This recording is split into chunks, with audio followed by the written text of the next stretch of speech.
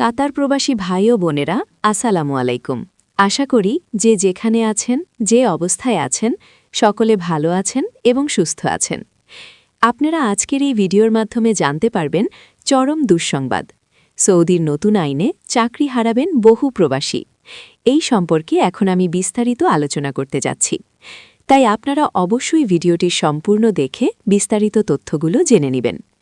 আর ভিডিওটি বন্ধুদের মাঝে শেয়ার করে সকলকে দেখার সুযোগ করে দিবেন। চলুন জেনে নিই আজকের সংবাদের বিস্তারিত। সৌদি আরবে ভাগ্য বদলানোর স্বপ্নে থাকা প্রবাসীদের দুশ্চিন্তা বাড়িয়েছে দেশটির শ্রম মন্ত্রণালয়ের নতুন নির্দেশনা।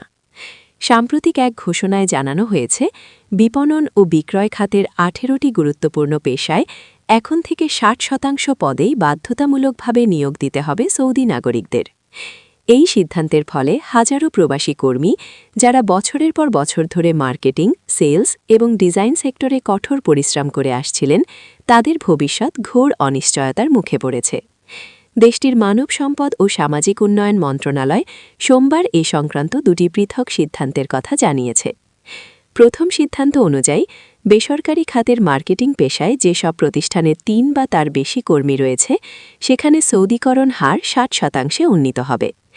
এই সিদ্ধান্তের আওতায় marketing manager, advertising agent, marketing specialist, graphic designer, advertising designer, public relations সংশ্লিষ্ট পেশাজীবী এবং ফটোগ্রাফার সহ বিভিন্ন পদ অন্তর্ভুক্ত রয়েছে। ঘোষণা দেওয়ার 3 মাস পর থেকে সিদ্ধান্তটি কার্যকর হবে।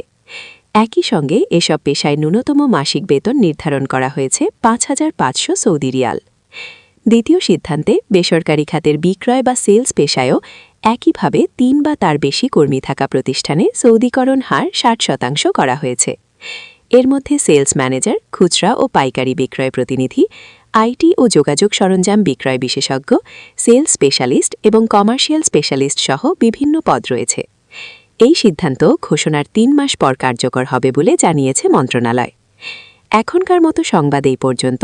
পরবর্তী সংবাদ পাওয়ার জন্য আমাদের চ্যানেলটি সাবস্ক্রাইব করে আমাদের সাথেই থাকবেন। আল্লাহ হাফেজ।